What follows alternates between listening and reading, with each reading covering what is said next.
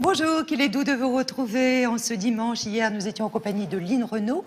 Aujourd'hui, qui est notre invité? Je vous le présenterai dans un instant, mais auparavant, un petit retour en arrière. On en a l'habitude. Le dimanche matin, la semaine dernière, nous étions en compagnie d'Édouard Baird et le lendemain du grand peintre Robert Combas. Regardez. Un invité qui vient pour la première fois, oui, cela en 20 ans. Alors il nous a snobé pendant très longtemps, c'est Édouard Baird qui est avec nous. Bonjour Édouard, acteur, réalisateur, producteur. On aime votre autodérision, on aime aussi votre humour, on aime surtout vos cheveux. Ah, mon physique, parce que moi, à part le C'est ce physique, que j'allais vous dire. Qu'est-ce que vous avez le moins aimé dans votre enfance? C'est des choses comme certains enfants que j'ai retrouvés chez Modiano, c'est des sensations de solitude qu'on peut avoir quand on est enfant. C'est-à-dire, même si tout est organisé, vous avez l'impression que c'est une famille heureuse, que tout le monde vous aime. C'est cette sensation qu'on a parfois dans l'enfance de ne pas arriver à parler avec sa famille autour de soi, de se sentir seul. Et ainsi, vous cherchiez à vous faire remarquer? Oui, je pense que dans les familles nombreuses, vous savez, c'est des concours de celui qui va parler le plus fort pour se faire remarquer. Nous, on était 3. Donc, oui, je pense que c'est un peu... tout le monde parle à la fois, c'est une émulation plutôt joyeuse. On a peine à croire que, voilà, tous les jours, c'est joyeux. Ah non, mais c'était... Non, c'est pas joyeux. Oh là là, pas du tout, là. Il y a 10 secondes en me levant où j'ai envie de mourir. Et puis je vais prendre une douche et ça passe, ou je vais prendre un café. Non, il y a des effondrements, vous savez, c'est des montagnes russes. Mais à partir du moment où on accepte les hauts, il faut supporter les bas. Quel regard vous portez sur Canal aujourd'hui? Il ne faut pas chercher au même endroit des choses qui sont passées il y a 20 ans. C'était une chaîne où il n'y avait pas beaucoup d'abonnés, donc on ose tout. Et puis tout à coup, il y a plus de monde, il y a plus d'enjeux, il y a l'audimat arrive. Donc on ne peut pas garder le même esprit. Mais il ne faut pas s'attendre à ce qu'il y ait l'esprit Canal à Canal. Il faut qu'il y ait de nouveaux esprits qui naissent. Votre geste le moins écolo? J'ai pas de geste écolo tellement. J'aime bien laisser les lumières éclairer chez moi quand je rentre. J'aime bien être dans la rue et voir que c'est éclairé chez moi. Je me dis, je dois y être. Est-ce que vous avez des tocs? Peut-être que je renifle ma manche, je touche mes cheveux, je me touche les seins. Je crois que je me touche beaucoup. La dernière fois que vous avez menti à quelqu'un? Oh, ça doit être à vous il y a 5 minutes, mais plusieurs fois, je pense, oui. Bonjour Robert Combas, l'un des artistes les plus importants, vivants et français. Comment ça se déclenche le processus de création? Je peux peindre que si je suis bien, même si je peins sur le mal. Mais moi, il faut que j'ai un bien, pas un bien, mais des fois, c'est le mieux. Je me lève, je travaille, c'est le miracle total, vous voyez. Est-ce que ça vous agace d'être boudé un peu par les musées parisiens? Bon, moi, j'ai pas trop de problèmes, moi, parce que, vous voyez, j'ai une reconnaissance qui est là. Et je suis, on va dire, intouchable. Il n'en est pas question. Parce que de toute façon, je suis là pour travailler jusqu'à la fin de ma vie et pas pour prendre des ronds que je prendrai aujourd'hui plus que d'habitude. D'ailleurs, et puis me dorer la pilule. Quand on dit que la cote était entre 10 000 et 200 000 euros, alors que Basquiat a encore vendu, lui, 50 millions d'euros... Mais attendez, heureusement, parce que je suis pas mort. Attendez, je préfère valoir ça et pas être mort. Vous pensez que quand vous serez mort, on atteindra ces chiffres-là? Comme les Indiens, un bon artiste, c'est un artiste mort. Ah ouais? Commercialement, oui, c'est sûr. Et puis, si j'avais fait allégeance aux États-Unis, il n'y aurait pas eu de problème. J'apprenais l'anglais, je parlais comme je parle là en anglais, et je me les mettais tous dans la poche à New York. J'adore Warhol, j'adore le rock, mais c'est pas pour ça que je vais leur lécher au cul. Ah, excusez-moi.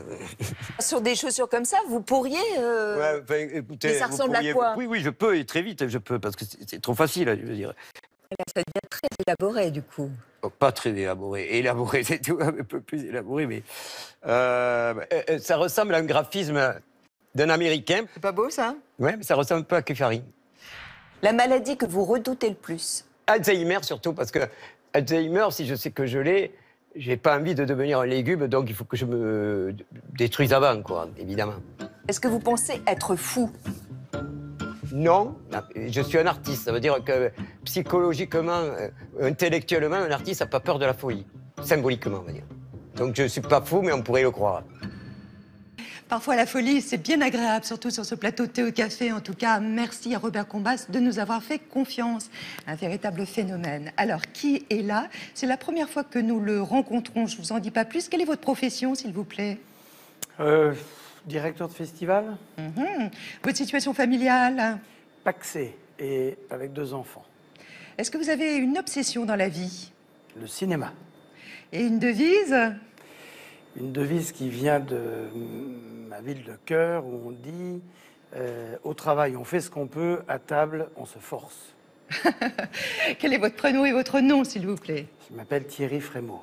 Bonjour Thierry Frémaux, venez me rejoindre. Vous êtes lyonnais, vous êtes ceinture noire de judo, ce qu'on ne sait pas toujours. Mais quand on parle de vous, on pense plutôt à Cannes et à sa palme d'or, inconnu du grand public, mais tout puissant dans le monde du 7e art. Thierry Frémaux, vous en êtes le directeur général depuis 2007. Vous êtes aussi le directeur de l'Institut Lumière de Lyon. Alors ça me fait très plaisir de vous rencontrer. On a des tas de questions à vous poser, parce que le 7e art, c'est notre vie. On en parle évidemment fréquemment, encore la semaine dernière en compagnie d'Edouard Baird. Et c'est vrai qu'on est très gourmand et très curieux, en fait, de ce monde-là. Alors, vous en parlez d'une manière incroyable. Et lorsque l'on lit Sélection officielle, ça fait combien de pages, hein, 600 600 pages. 600 pages. Donc, on apprend beaucoup de choses, en fait, sur Cannes, sur le jury, sur la sélection. En fait, même, je dirais presque le backstage, les coulisses, en fait, de Cannes. Alors, beaucoup de questions qui vont nous venir à l'esprit, mais c'est vrai qu'on aime bien dans l'émission revenir un petit peu en arrière pour mieux comprendre, en fait, qui est face à nous. À quoi ressemblaient les dimanches chez vous? Les dimanches, c'était des dimanches en famille, pour ce qui est de l'enfance et de l'adolescence. Des dimanches où nous vivions à Lyon ou dans le Dauphiné, donc c'était aussi beaucoup des dimanches à la montagne. Et puis après, rapidement, c'est devenu, et aujourd'hui encore, des dimanches où je vois des films. Les Maguettes, une cité, là où vous avez grandi. Vous dites que c'était pas d'ailleurs une cité à l'époque. On disait que c'était une ZUP et que c'était très classe, en fait, de vivre là. Pourquoi? Il y avait quelque chose presque d'une utopie à la fin des années 60. Hein. On sortait quand même de 2 décennies d'après-guerre. Il y avait encore des bidonvilles en France. Et puis tout à coup, il y a eu ce grand rêve de faire à la lisière des villes, des grandes cités, en effet, qu'on appelait des ZUP, des zones à urbaniser en priorité. Et c'était un grand rêve aussi de mélange social, de nationalité, d'architecture, etc. Avec aussi des contraintes et donc des choses moins réussies. Moi, c'était mon quartier, j'y suis resté longtemps, j'ai pas seulement grandi, j'y suis resté... Même lorsque j'étais nommé à Cannes, au tout début, je vivais Vous y viviez encore. Il y a une fratrie, 2 filles, 2 garçons, dont vous. Ouais. Hein. Est-ce que vous avez reçu la même éducation, les filles et les garçons? Oui, même éducation. Même éducation. Et c'est presque moi qui suis le mouton noir de la famille, parce que même si mes parents, mon père aimait beaucoup le cinéma et la culture en général, mais... Un père cadre chez EDF? Cadre chez EDF, donc fonctionnaire.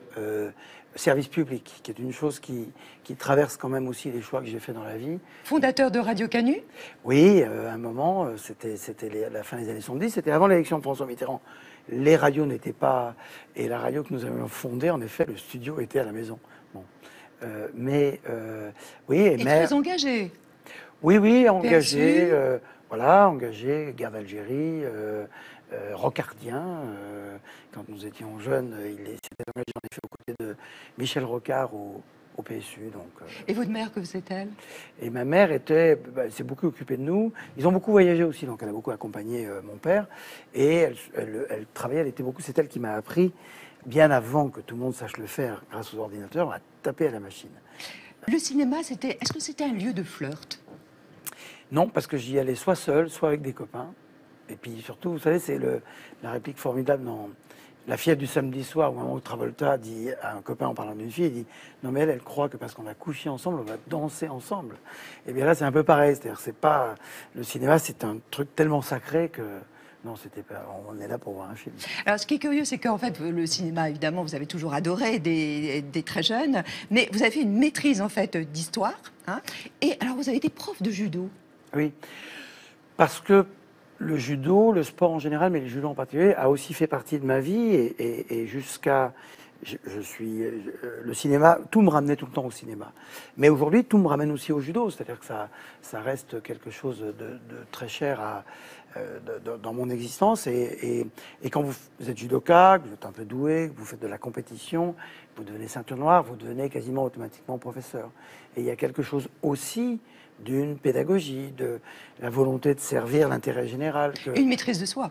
Oui, et alors une maîtrise de soi. Vous savez que le judo, contrairement à ce qu'on imagine, qui est un sport de combat, on vous apprend à être très fort pour ne jamais avoir à vous en servir, puisque ceux qui se battent sont ceux qui ont besoin de démontrer leur force. Nous, on sait que nous sommes forts, on n'a pas besoin de le faire savoir. Beaucoup de casquettes, quelqu'un d'inattendu. Vous allez vous en rendre compte tout au long de l'émission. On recevra Bruno Smadja, qui est le fondateur d'un festival sur mobile, qui dure un petit film d'1 minute. C'est très intéressant. Je suis sûre que ça va vous passionner. On s'intéresse à vous avec des images d'archives. Vous allez voir ça en 1h30 et on retrace votre vie, votre carrière grâce à Juline Maroy. Francis Ford Coppola, Nicole Kidman, Isabelle Huppert, Pedro Almodovar, Clint Eastwood, tous peuvent se vanter de connaître notre very special guest de ce matin. The sélectionneur du plus grand festival de cinéma au monde. Courtisé mondialement, il tutoie stars, réalisateurs et producteurs de tous les continents. Aller au-devant de ces gens-là, on hésite entre la solennité et l'évanouissement. Comment passer des Minguettes, quartier populaire de la banlieue lyonnaise, aux paillettes de la Croisette? Thierry Frémaux en a le secret. C'est mettre un nœud papillon, là. Nouer les nœuds papillons, porter le smoking, d'accord, mais se forger une crédibilité, ce n'était pas gagné. Vous êtes qui? Je suis Thierry Frémaux et je dois venir répondre à des interviews. Ah bah alors, je vous remercie. D'accord. Et pourtant, 16 ans, ce cinéphile exigeant a gravi les marches de la reconnaissance et de la célébrité, en grand Manitou de la sélection cannoise. C'est un crève-cœur de devoir dire non à des films qu'on aime, parce que tout le monde vous dit « je vais vous envoyer un film, il est génial ». Rien de tout cela n'aurait été possible sans Lyon et l'Institut Lumière, du nom des frères qui ont inventé le cinématographe et réalisé les premiers films. C'est à la fois une cinémathèque, un lieu de mémoire, c'est aussi une salle de cinéma tout à fait vivante. Bénévole dès sa création en 1982, il en est aujourd'hui le directeur aux côtés de Bertrand Tavernier. Tavernier disait que les Lumières, grâce au cinématographe, ont offert le monde au monde.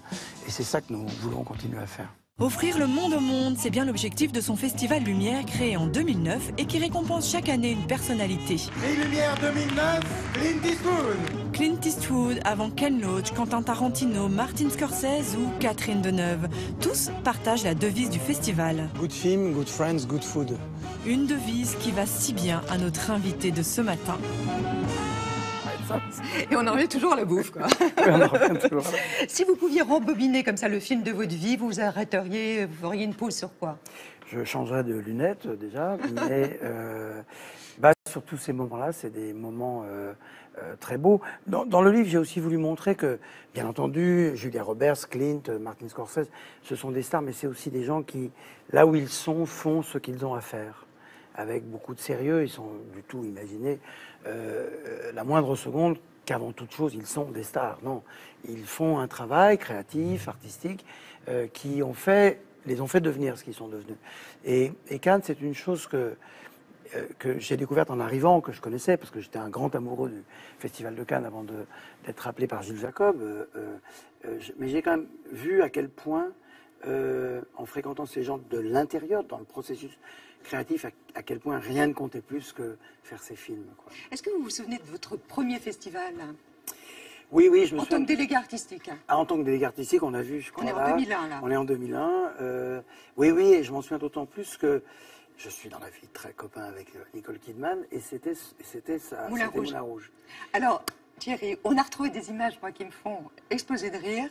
Vous êtes refoulé par les vigiles, alors que vous vouliez rejoindre l'équipe de Nicole Kidman, du film Moulin Rouge. Regardez, c'est vraiment à pleurer de rire.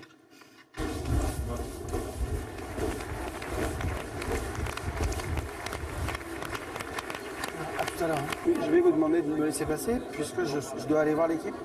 Je suis le responsable du festival, là, vous voyez. Ah bah, nous, c'est pas notre responsable. Mais non, on est trois responsables. Écoutez, Désolé. bon, on va l'appeler. Vous pouvez pas. Ça, c'est des choses qu'on découvre. Qui est votre chef?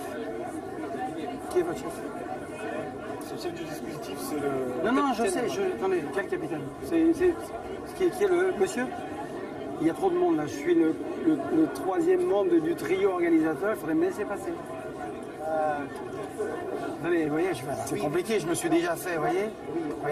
Mais il n'y a que moi. Mais là, je vais rater l'équipe, donc il faut que j'y aille.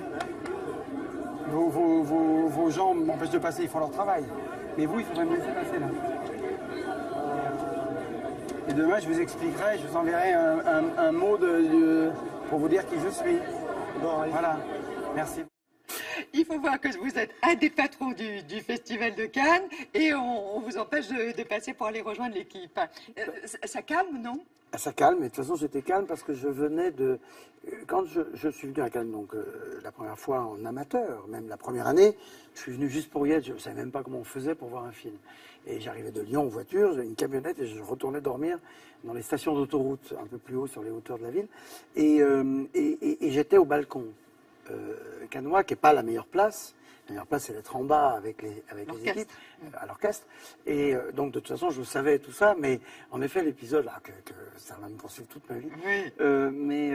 Mais c'est un peu ça, et c'est toujours... Alors, à la fois, c'est pas mal, c'est-à-dire que ça vous remet toujours à votre place, à Cannes, et tout le monde a peur. Mais dans une bonne peur, c'est-à-dire tout le monde, celui qui vient présenter un film, il est le roi de la soirée. Oui, mais il a peur parce qu'il va présenter son film. Nous, on a peur... Parfois, évidemment, des questions toujours de sécurité, que tout se passe bien, de la réception critique. Enfin, il y a cet échange permanent. C'est pour ça qu'il faut aussi prendre du bon temps. Avec Pierre Lescure, qui est aujourd'hui le président donc, du Festival de Cannes, puisque c'est lui qui a pris la succession de Gilles Jacob, vous répartissez comment les rôles? Pierre, qui est un homme que j'admirais beaucoup avant qu'il soit nommé, et d'autant plus depuis qu'il l'est, parce qu'on s'entend très bien. Est-ce que vous diriez, si vous entendiez pas, vous le diriez pas?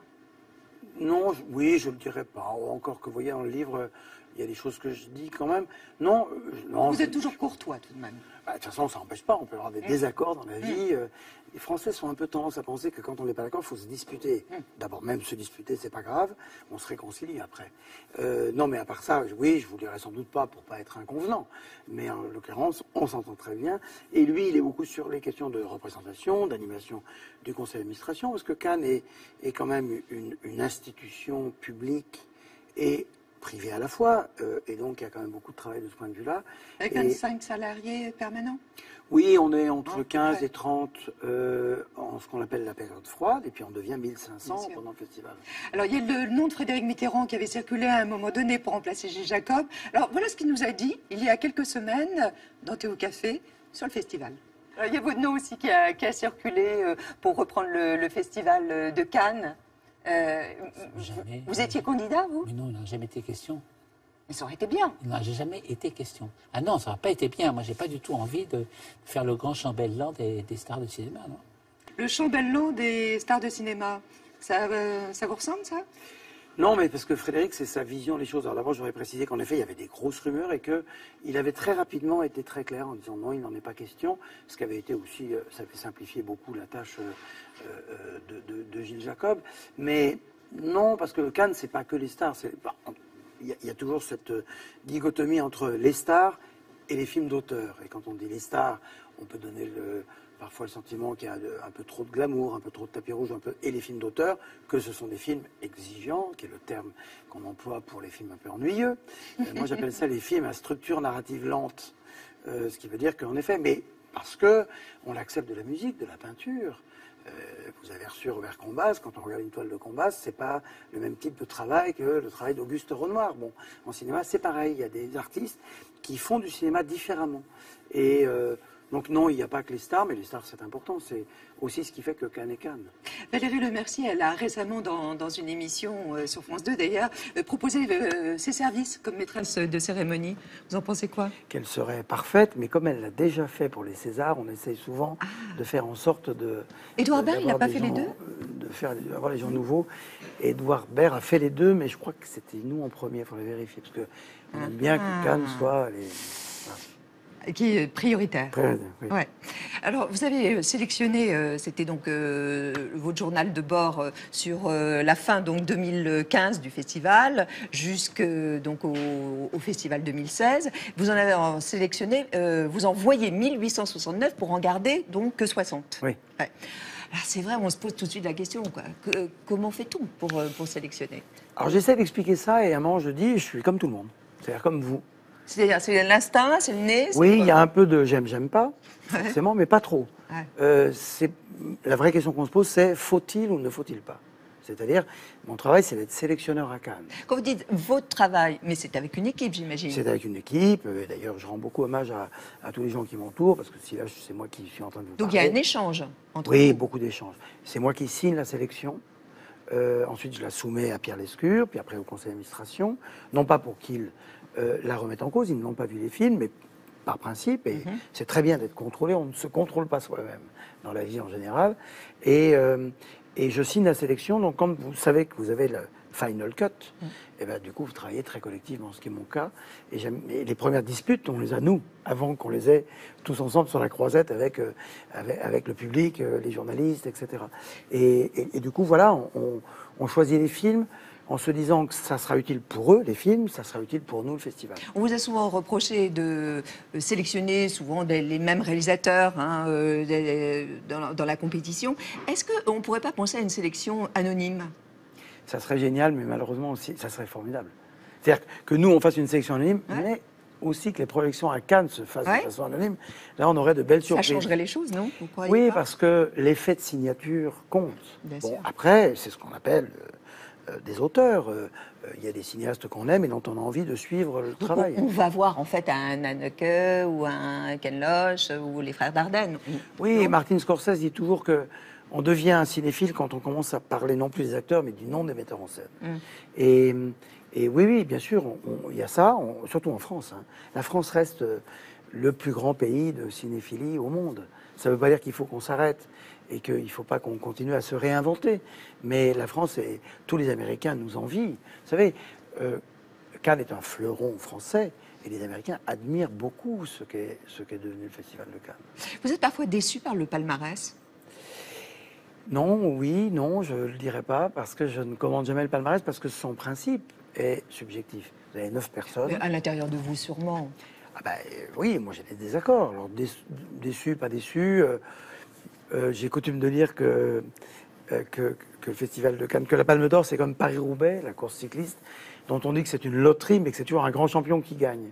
Eh bien, Cannes, même quand vous êtes déçu par la Palme d'Or parce que vous aviez un autre favori, celui qui gagne est en général pas mal. Et donc, non, il faut accepter le principe que des gens qui sont la plupart du temps des artistes, donc qui savent ce que c'est que le cinéma, rendent un palmarès. Parfois, il y a consensus. Parfois, un bon palmarès sauve une sélection moyennement accueillie.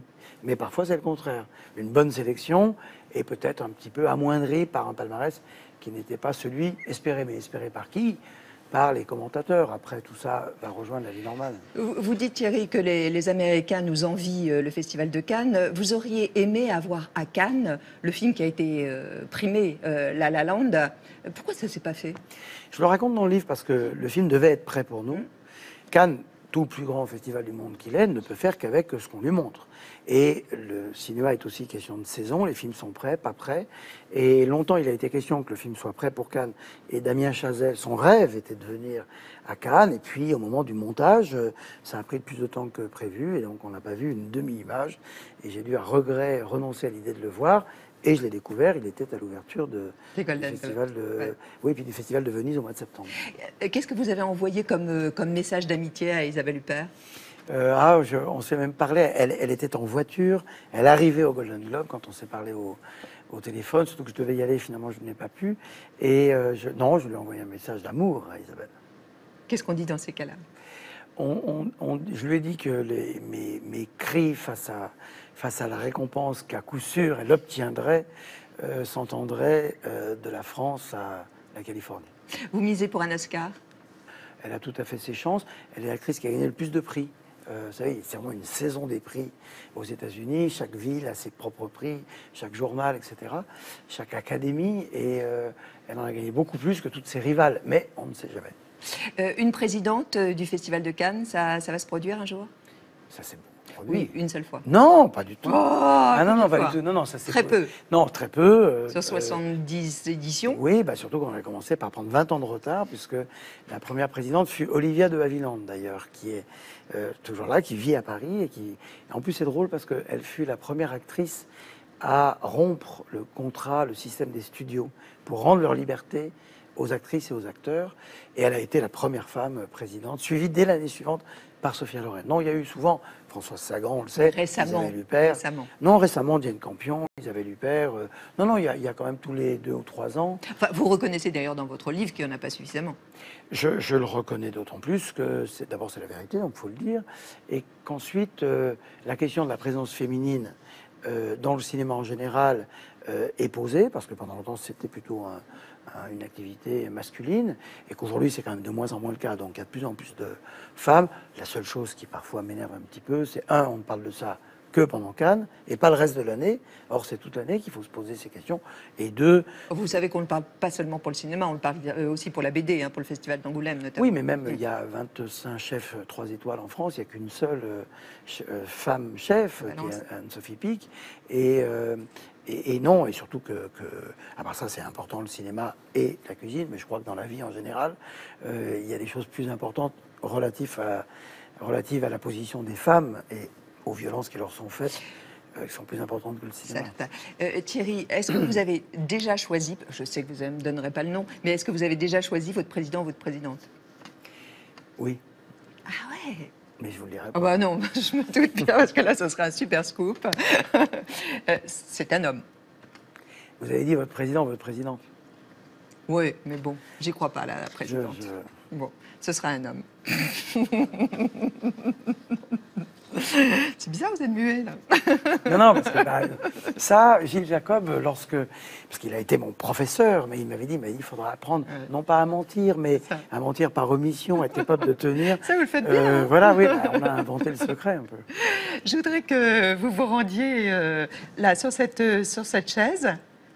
Chaise metteur en scène, chaise réalisateur. Oui. Et vous allez voir apparaître des visages et vous allez me dire, mais en un mot, comment vous définissez ces personnes qui sont face à vous? Donc j'attends que l'image apparaisse. Un géant. Bon. Nicole Kidman. Une amie. Et en plus?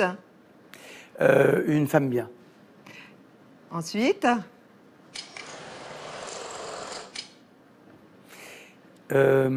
Lui aussi, je peux faire presque la même chose. Un géant, un ami, un homme bien et un type beaucoup plus mystérieux qu'on imagine. Après, Leila Bekti. Leila Bekti est un trésor français. Elle fait partie de cette génération d'actrices, d'acteurs. Son propre mari, Tahar Rahim, qui est né à Cannes avec Jacques Audiard. C'est une actrice absolument formidable et une femme géniale. Et un dernier qui est un ami. Vincent Lindon, c'est au fond un intellectuel. C'est-à-dire c'est quelqu'un qui est d'une telle curiosité, qui a une manière de s'intéresser à tout, que sa conversation est absolument prodigieuse et les questions, même quand il s'énerve, c'est un homme qui aime bien énerver tout le monde par des questions qui gênent, c'est extrêmement stimulant de le fréquenter. Vous venez me rejoindre, Thierry? On va aller à Lyon dans quelques instants, dans votre ville. Je voulais vous demander justement à propos de Vincent Lindon, les gens que vous aimez, parce que bien évidemment vous aimez certaines personnes plus que d'autres, ça va de soi. Comment fait-on justement pour éviter, vous voyez, les conflits d'influence, les trafics d'influence? D'abord, oui, en gros, vous voulez dire quand on refuse un film à un ami, quoi. À un ami ou à quelqu'un auquel il est difficile de dire non. Parce que vous disiez en effet qu'on voyait 1800 films, on n'en prend que 60, donc on dit 1740 fois non. Bon. Et je dis qu'il n'y a pas de bonne manière d'annoncer une mauvaise nouvelle. Mais à l'arrivée, la casse est assez limitée. Les gens le comprennent. Il y a quelque chose à Cannes qui fait que le festival est très, très, très respecté. C'est-à-dire que nos décisions sont respectées, même si ça suscite parfois de la controverse, évidemment. Même des fâcheries avec Oui, certains. il y a des fâcheries et puis des réconciliations. Pour Cannes 2017, il y aura un nouveau président de la République. Ça peut avoir une incidence?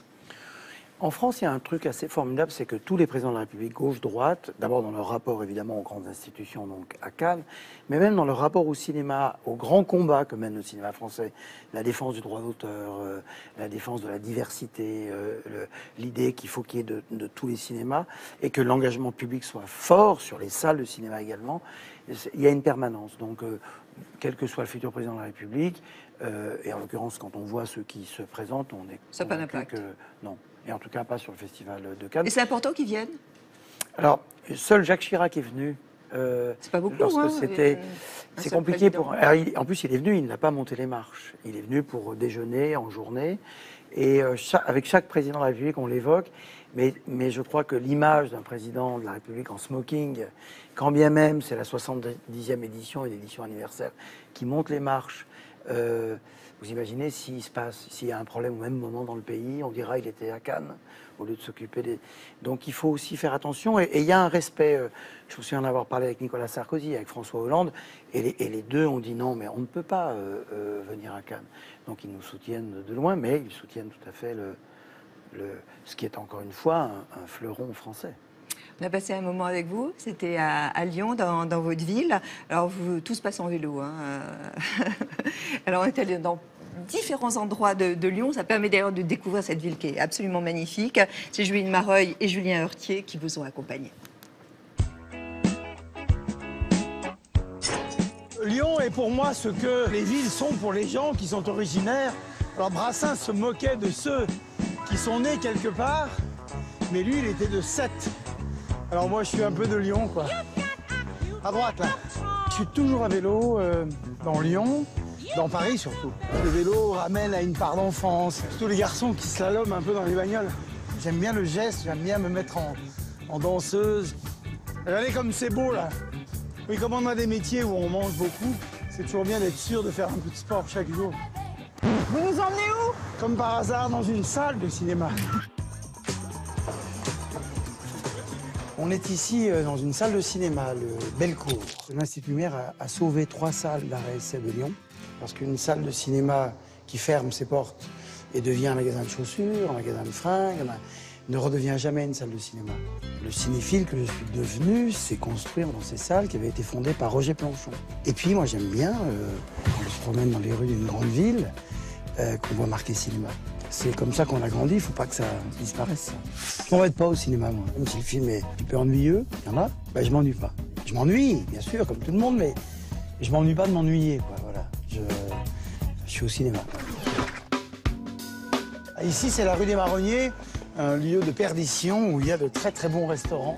Ici, c'est un bouchon. Donc il y a le bouchon, puis il y a le machon. Le machon qui est une tradition lyonnaise de faire un déjeuner, mais à 8h du matin. Et nous, pendant le festival Lumière, tous nos invités, Tarantino, sont venus au machon 8h du matin, puis alors vous mangez des trucs qui sont plutôt des choses à manger le soir, mais c'est le matin. Le cinéma est beaucoup à faire de nourriture, d'amitié, de fraternité presque. Et ici, dans ce restaurant, des gens aussi différents que Claude Lanzmann ou Johnny Hallyday sont venus. On était là avec Quentin Tarantino encore il y a quelques semaines. Lui, il adore parce qu'il y a un côté très Frenchy et on est bien accueillis. À bientôt. Merci à toi. Alors, autre lieu moderne, nouveau du Lyon d'aujourd'hui, le stade de l'Olympique lyonnais. Il y avait ça dans un film de Ken Loach, on peut changer de femme, on peut changer d'idée politique, mais on ne change pas l'équipe de foot. Et le sport est un très bon ingrédient scénaristique. Il y a tout, il y a du drame, de l'enthousiasme. Moi j'aime beaucoup ça, le folklore des stades. Et puis là aussi, il y a un truc social. On parlait de la salle de cinéma, qui est un acte social. Aller au cinéma, aller au stade, c'est pas comme regarder un match à la télévision. Après le foot, la culture. Donc, après le parc OL, on va à l'Institut Lumière. La peinture, la musique, la littérature, on ne sait pas où ça a été inventé. Le cinéma, on sait, le 7e art. Il y a un point d'origine, c'est ici. La position de la première caméra, c'est ici. Enfin, on pense que c'est ici. Il n'y a aucune trace. Mais si je me mets là comme ça, que je regarde là, je suis exactement dans l'axe du premier cinématographe. C'est une responsabilité planétaire que nous avons. Pour Clint Eastwood, Pedro Almodovar, Martin Scorsese, c'est-à-dire que chaque fois qu'on a des gens qui viennent ici, ils découvrent que ce à quoi ils ont dévoué leur existence a un lieu d'origine. C'est chez les Français, là. Et c'est ici, à Lyon. Milos Forman, il avait dit une chose formidable, il avait dit on ne dira plus avant et après Jésus-Christ, on dira avant et après Lumière. Il dit, nous les cinéastes, c'est comme ça qu'on doit compter. Thierry Frémaux, vous êtes tellement fidèle à votre ville que vous habitez à Paris, rue Lyon. Ça faut le faire quand même. Oui, oui, oui. Les Bretons vont à Montparnasse, parce que c'est là qu'arrive le train, et les gens du Sud Oui, mais enfin, bon, vont déjà, dans le quartier de la gare de Lyon. Rue de Lyon, fallait quand même Oui, oui, le trouver cet appart. Et Bertrand Tavernier, dont vous disiez que, en effet, il est le président de l'Institut Lumière, il est lyonnais, m'avait dit, lorsque j'avais été nommé à Cannes, avec son accord, il s'était beaucoup parlé avec Gilles Jacob, m'avait dit, ça me rassure que tu habites rue de Lyon. Vous en parlez beaucoup de Bertrand Tavernier, c'est un ami dans votre livre. Comment va-t-il? Il va bien, il va mieux et il est guéri, puisque je raconte en effet que il se trouve, je m'étais engagé à tout raconter, donc j'ai aussi raconté la maladie qu'il a frappé un moment, mais il s'en est tout à fait sorti. Et surtout, j'explique que c'est un homme tellement joyeux, enthousiaste, énergique, que sans doute que ça a compté. Et comme il montait son film merveilleux qui s'appelle Voyage à travers le cinéma français, pendant sa convalescence, ses médecins lui ont dit « Mais alors, d'où ça vient? Parce que vous avez un mois d'avance. » Il dit « Ça vient du cinéma, parce que je regarde des films. » Et là, son film, qui est encore un peu en salle, va être suivi de petits films télé, d'une série sur le cinéma français que j'ai vu et qui est super. Alors tiens, on va parler aussi du vôtre, qui sort le 25 janvier. Il s'agit de Lumière, donc l'aventure commence, un documentaire consacré donc aux frères Lumière, que vous avez composé. C'est vous qui avez sélectionné en fait et choisi les petits films qui durent 50 secondes. Et puis vous commentez. Comment vous avez choisi les 108 films sur 1500? Oui, 1500. Alors d'abord, comme vous le dites, je l'ai composé. J'ai pas voulu dire c'est un film de Thierry Frémaux, c'est un film de Louis Lumière et de ses opérateurs. Pardon, est-ce que vous n'êtes pas un réalisateur frustré? Non. Non. Quand on est cinéphile, quand on est jeune, on a tous envie de faire des films. Et moi, assez rapidement, mon existence m'a conduit à faire ce que je fais. Et là, c'est à mon tour d'être arrogant. Au fond, chaque sélection, chaque année du Festival de Cannes, on a l'impression qu'on est impliqué dans chacun de ces films.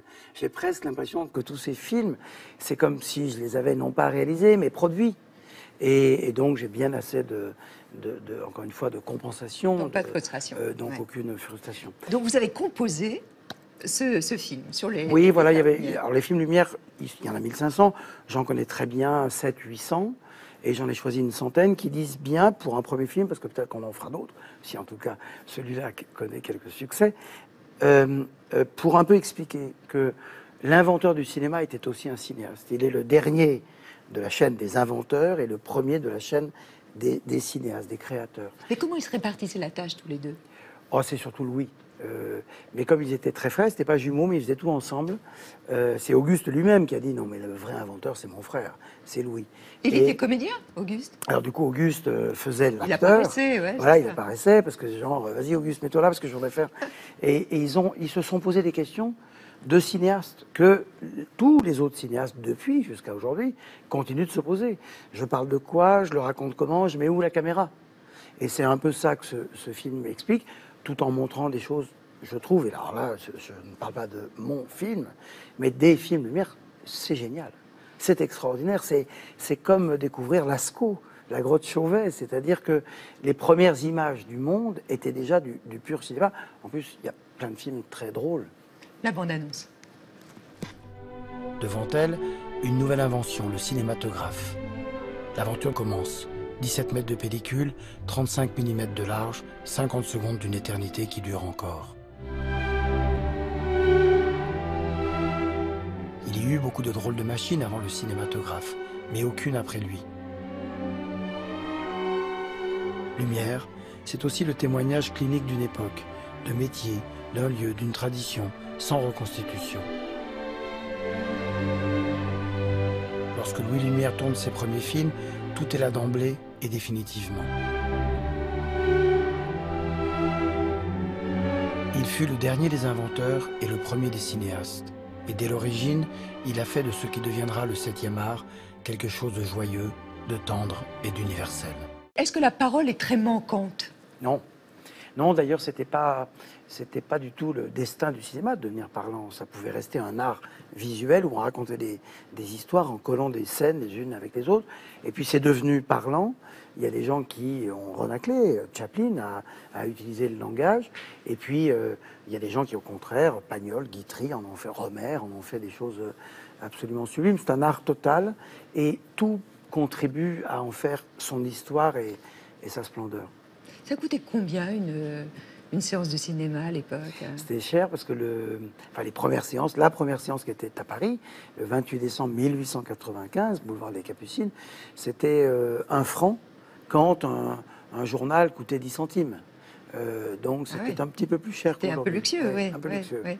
Pour revenir sur le délégué, le délégué général du Festival de Cannes, est-ce qu'on peut vraiment avoir des amis très chers dans le milieu du cinéma, mais évidemment au-delà? Par exemple, vous qui êtes très amateur de sport, hein, ça on l'a vu, est-ce que par exemple vous avez des amis dans le sport? Oui, j'ai des amis dans le sport, j'ai beaucoup d'amis dans le judo, j'ai beaucoup d'amis évidemment à l'Olympique lyonnais. J'ai des amis dans Christian Prudhomme, Pierre-Yves Touot, les gens qui organisent le Tour de France sont des très bons copains. Vous êtes un fan de Merckx? Oui, c'est mon idole d'enfance. Il y a des gens comme ça. Zinedine Zidane, son idole, c'était Enzo Francescoli, qui était un joueur uruguayen qui à un moment jouait à Marseille. Et il le sait? Eddy Merckx, oui, il le sait, je l'ai même invité à Lyon. Le cinéma, ça permet de tout faire. Donc, on a une manifestation le fin janvier qui s'appelle Sport, littérature et cinéma. Et là, j'avais invité Eddy Merckx et j'avais montré un film sur lui. Et il était venu et tous mes amis s'étonnaient parce que j'avais tous mes carnets de fanatiques, de supporters. J'avais collé des photos quand j'étais enfant. Et tout alors là, on vous sent, enfin, dans votre regard, Guy Péty, gamin, incroyablement gamin. Oui, parce que, mais le sport moderne et le cinéma sont nés en même temps et il y a quelque chose qui ressemble.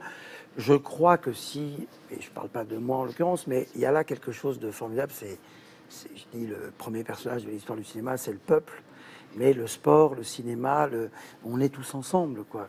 Le vivre ensemble est une expression un peu galvaudée, etc., mais ça veut dire ce que ça veut dire, et ça n'empêche pas d'aimer aussi la solitude.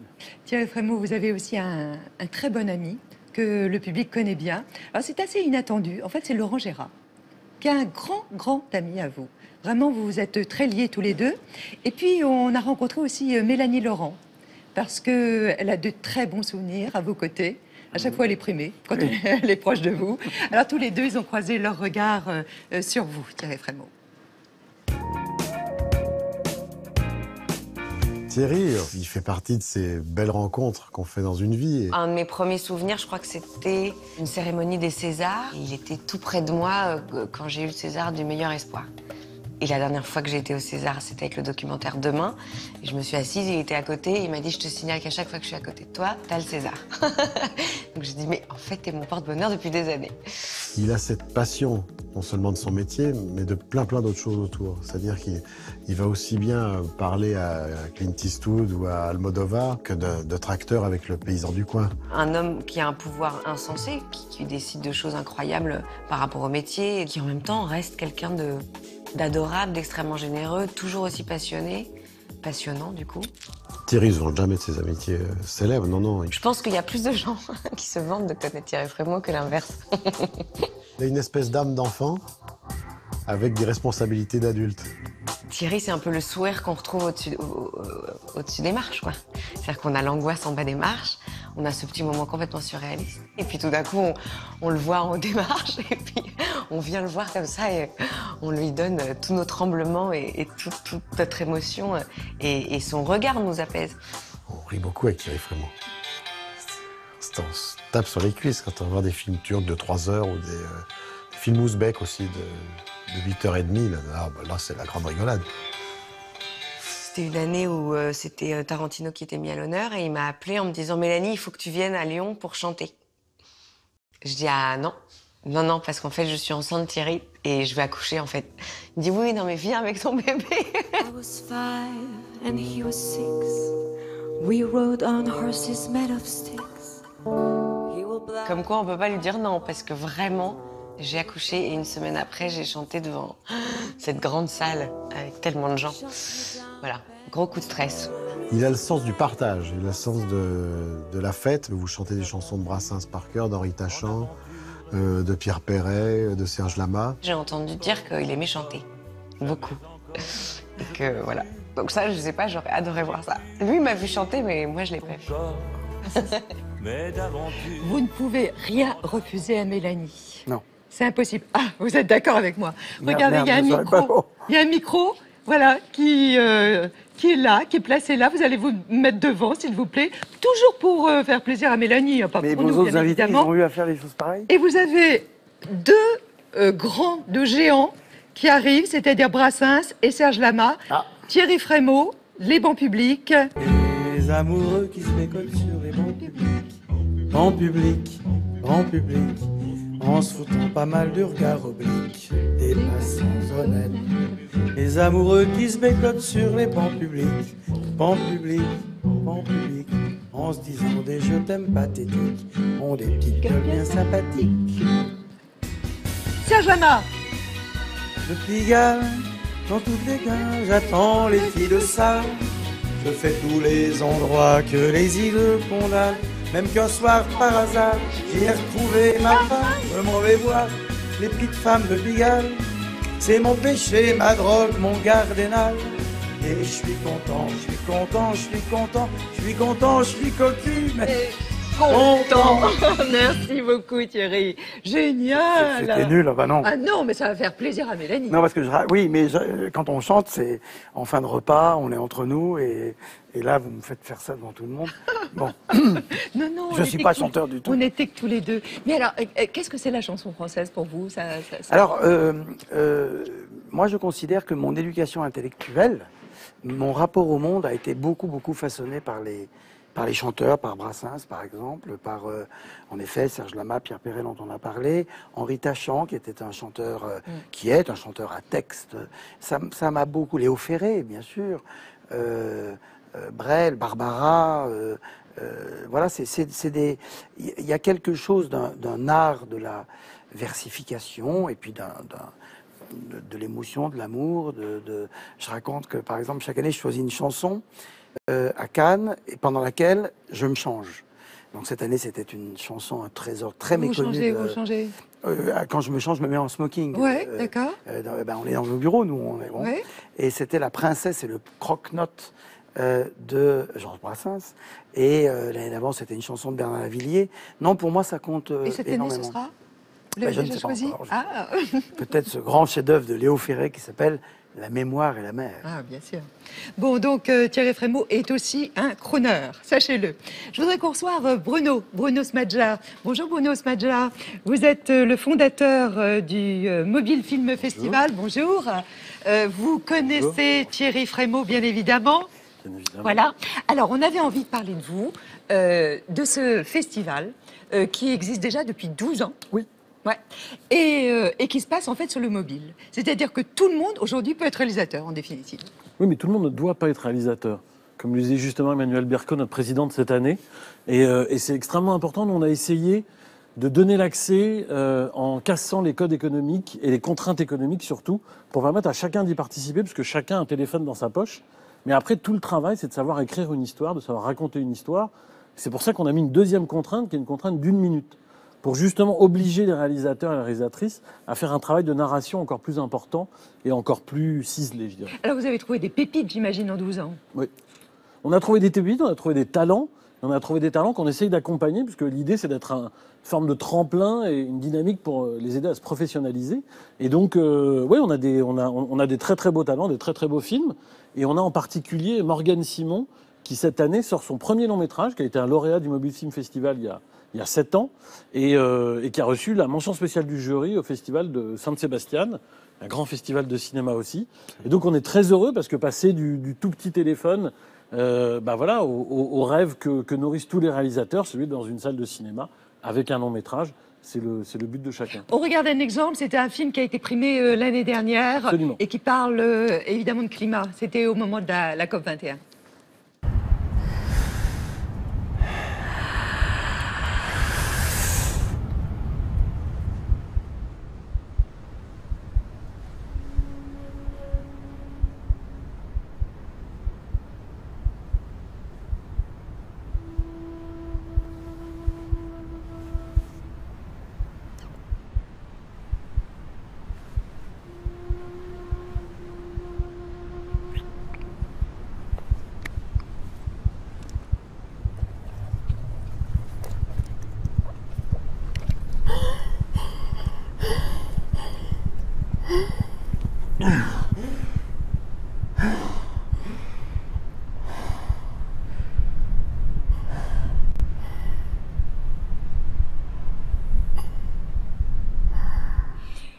Une minute, c'est très évocateur. En une minute, 60 secondes. Il faut faire passer énormément de choses, notamment l'émotion. Et surtout raconter une histoire, c'est ça qui est vraiment important. Avec un début, une fin, et tout ce qui va avec. Thierry, vous en pensez quoi? Ce qu'on vient de voir est formidable. Moi, j'en pense beaucoup de bien. Ça fait penser un peu au film Lumière. Eux, c'était 50 secondes. Et en effet, on peut raconter l'histoire de l'humanité en une minute. En plus, ça permet à tous les jeunes de faire des images. Quand on fait des images, on respecte celles des autres. C'est-à-dire qu'il y a ça aussi. Et puis dans ce monde, on ne va pas revenir sur les questions poutino-trumpesques, mais dans ce monde où les manipulations sont partout, et les manipulations d'images, ça permet aussi de les comprendre, les images, quand on les fait soi-même. Qui participe? On a différents types de populations. Je dirais qu'on a 3 catégories. On a des étudiants en école de cinéma, étudiantes bien sûr. On a des gens qui apprennent de manière non académique à écrire des histoires, à réaliser des films. Et puis on a de jeunes professionnels qui participent aussi et qui sont cadreurs, monteurs dans des chaînes de télé, dans des boîtes de prod, mais qui n'ont qu'une envie, c'est de devenir eux-mêmes réalisateurs. Et seulement en France? Non, on est international depuis justement cette édition l'année dernière.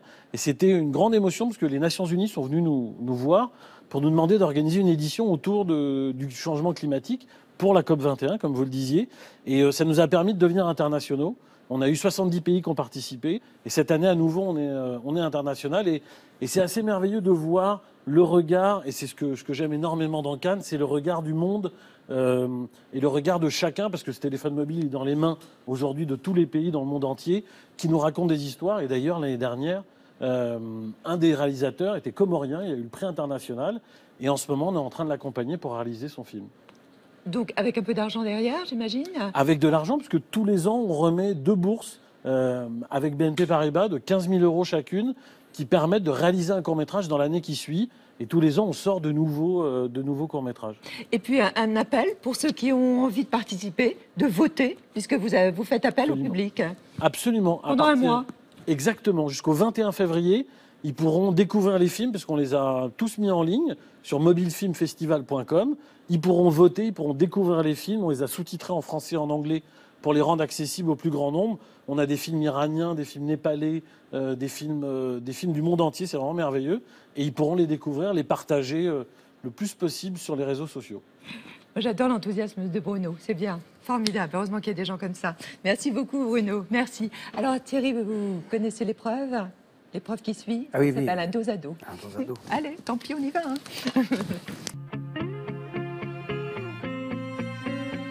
Thierry Frémaux, un scoop sur le festival 2017, Festival de Cannes. On fera la fête. Un film qui résume votre vie. Un film de Nicolas Ray qui s'appelle Les Indomptables, ou celui de John Ford qui s'appelle L'Homme Tranquille, qui sont 2 films d'histoire de retour au pays. Un travers, un vrai défaut dont vous aimeriez vous débarrasser? Ne pas savoir dire non dans la vie. Sur une échelle de 1 à 10, à quel point vous êtes heureux dans la vie? Je me considère heureux à 10 sur 10 quand je vois l'état du monde, et à 0 quand je réfléchis à l'état du monde. Le luxe dont vous ne pourriez pas vous passer? Le TGV. Est-ce que vous préférez une vérité qui fait mal ou un mensonge qui console? Une vérité qui fait mal, mais qu'on m'amène peut-être d'abord par un petit mensonge. Est-ce que vous avez déjà pris des antidépresseurs? Jamais. La convention sociale qui vous agace le plus? Ça ne m'agace pas parce que j'aime plutôt bien ça, mais c'est vrai que depuis 15 ans, les hommes en France s'embrassent. Donc en haut des marches, ça prend un peu plus de temps que se serrer la main. Le cliché sur les acteurs ou les actrices qui est vrai? Qu'ils sont fragiles. Quelle est votre part d'ombre? Un certain goût pour la solitude. Le compliment à ne jamais faire à un réalisateur? Dire que son film est intéressant. La plus belle réplique du cinéma que vous avez en tête, là, pour conclure ce dos à dos? La réplique de Arletty dans Les Enfants du Paradis. Paris est une toute petite ville pour un aussi grand amour. Et si je vous dis Bruce Springsteen? On parlait d'Eddie Merckx comme passion d'enfance, ma passion d'homme. c'est sans doute Bruce Springsteen, le musicien et le poète. Et vous l'avez vu 17 fois sur scène.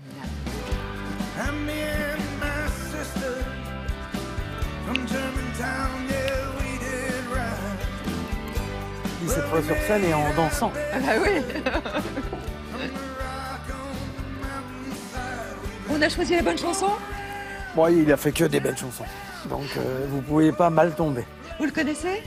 Je l'ai vu, oui bien sûr, c'est grâce à Pierre Lescure et Antoine Decaune que je l'ai rencontré, et j'étais pas sûr de vouloir le rencontrer, parce que vous savez, les gens qu'on admire, on peut être déçu, et j'avais pas envie d'être déçu, et j'ai pas été déçu, et je le dis parce que je l'ai déjà dit, mais je lui ai proposé d'être membre du jury, et il m'a dit d'accord, mais il m'a pas dit quand. Vous l'avez, ce jury, là ça y est, puisque vous avez le président. Le président, et à partir du président, on compose le jury avec Pierre Lescure et avec notre équipe et le jury de la compétition, le jury du certain regard, et tout ça va faire l'objet de plein de discussions dans les semaines à venir. Mais donc 70 ans du Festival de Cannes, donc évidemment un événement, et après, Thierry Frémaux devient quoi? Il quitte le festival? Non. Il va chez Pathé? Oui, c'est ce qui a été dit. D'abord, je raconte ça dans mon livre, que Jérôme Sédou m'a fait une vraie preuve d'amitié et de confiance en me faisant des offres pour aller chez Pathé. Mais je disais tout à l'heure que j'avais je crois, le service public un peu chevillé au corps. Et Cannes est une œuvre collective. Vous êtes au service des autres. Je crois que c'est quelque chose qui me plaît.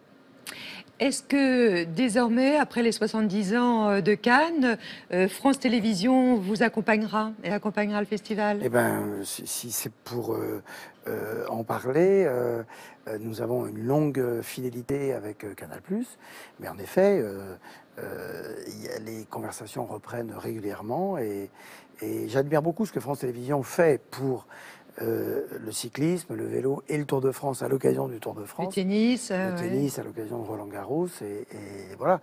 Après, Canal+ est un très beau partenaire aussi. Ça, c'est plutôt le domaine avec une visibilité aujourd'hui un peu plus faible. Oui, enfin, commencez pas à négocier. Mais disons que... non, quand même, une visibilité faible, mais souvenez-vous de ce... que ce fut, et ça l'est toujours, même si on aimerait qu'il revienne avec toute l'armada qui était là à l'heure, lorsque Canal était au Martinez et faisait les grandes heures aussi du Festival de Cannes. Bon, on a une petite chance, nous, France Télévisions. Ah bah vous avez une grande chance d'être plus présent encore. Vous avez une grande chance qu'on puisse en parler. En 2018. Et puis surtout, vous êtes les bienvenus. Bon. Et vous ne nous avez pas dit si on sera votre partenaire? Mais non, parce que je n'en sais rien. Mais après l'émission, commençons à en parler, vous et moi. Bon, très bien. Je vous dirai tout après. Merci beaucoup, Thierry. Merci. Ça s'appelle Sélection officielle. C'est chez Grasset. On apprend énormément de choses. Moi, j'ai trouvé ça vraiment très intéressant. Parce qu'en plus, vous n'êtes pas langue de bois. Vous dites les choses. Vous n'êtes pas passé par la classe Quai d'Orsay. Oui, non. Donc ça, c'est plutôt une bonne chose. Merci aussi à la personne qui est exposée sur le plateau de Thé ou Café ce matin. Il s'agit de Sophie Rocco. Elle expose à la galerie Ardemment aussi, 2 rue du Général Leclerc à Bois-Colombes. Sophie Rocco, elle est peintre, elle est sculptrice. Elle a pour objectif la prise de conscience de la place de l'homme dans l'univers, tout un programme. Hein. Elle trace les contours des personnages, des présences mystérieuses. Elle y ajoute de la matière qu'elle griffe, qu'elle creuse. Elle utilise la peinture, le pigment, le pastel et le collage. Retenez son nom, Sophie Rocco. Merci à elle. La semaine prochaine, nous serons en compagnie de Julien Doré, le chanteur, vous qui aimez tant la variété française. Et puis le lendemain, alors vraiment d'un grand champion, ce sont des personnes qui nous fascinent. C'est Thomas Coville qui a remporté le record du monde en solitaire. Il l'a pulvérisé cette année. Évidemment, là, il s'agit de voile et de navigation. Thomas Coville, dimanche prochain à 7h. Portez-vous bien. L'émission qui est consacrée à Thierry Frémaux et à Cannes, vous pourrez la revoir, ainsi qu'à l'Institut Lumière. Vous pourrez la revoir cette nuit en rediffusion, puis vous la voyez aussi sur plus.fr, et ça pendant une semaine, et puis sur notre chaîne aussi YouTube. Portez-vous bien, merci de votre confiance, de votre fidélité, et à la semaine prochaine. On fait un selfie, vous avez horreur de ça.